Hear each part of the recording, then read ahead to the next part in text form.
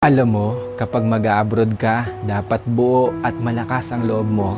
Dahil kung hindi rin lang buo at malakas ang loob mo, huwag mo nang ipagpatuloy pa. Kapag nang ibang bansa ka, dapat kaya mong lahat dahil marami kang kalaban doon sa pupuntahan mo. Nariyan ang lungkot dahil mapapalayo ka sa pamilya mo. Isa yan sa pinakamalakas na kalaban na pwedeng umatake sa'yo. Nariyan din ang takot. Takot at pagkabalisa kung maayos ba ang lugar na mapupuntahan mo. Maaari ka ring panghinaan ng loob dahil tanging sarili mo lang ang tutulong sa'yo sa oras ng pangangailangan mo. Pwede ka ding madepress dahil sa sobrang daming problema na darating sa'yo at lalo na hindi mo pa kasama ang pamilya mo sa tabi mo. Pagkawalan ng pag-asa na makakamit mo pa ba ang pangarap mo dahil kulang pa ang panggastos mo kaysa sa sinasahod mo.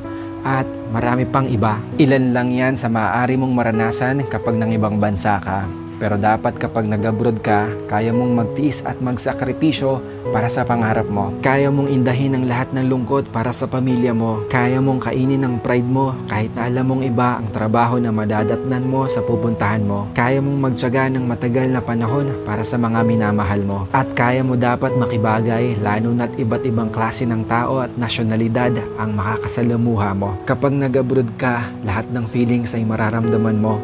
Minsan nga tutulo na lang yung luha mo nang hindi mo namamalayan. Pero isipin mo na pansamantala lang ito. Dahil sa pag-alis mo, nangangahulugan na may pangarap ka para sa sarili mo at para sa mga mahal mo sa buhay. Dalawa lang ang pwede mong kahinatnan sa ibang bansa. Ito ay matalo ka o magtagumpay ka. Kaya dapat alam mo ang dahilan kung bakit ka nag-abroad.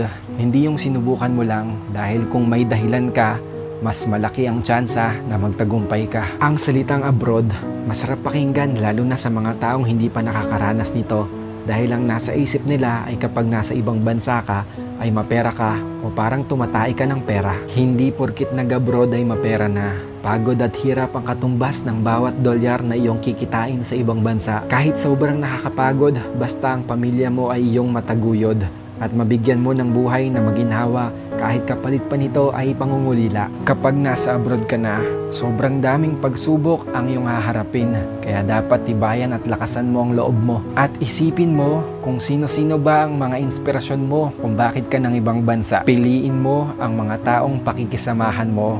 Yung mga tao na magtuturo sa'yo kung papaano maging mabuting tao. At higit sa lahat, huwag mong isipin na mag-isa ka at huwag kang matakot dahil kasama mo palagi ang Diyos. Kayang-kaya mo yan. Kinaya nga ng iba eh. Ikaw pa ba?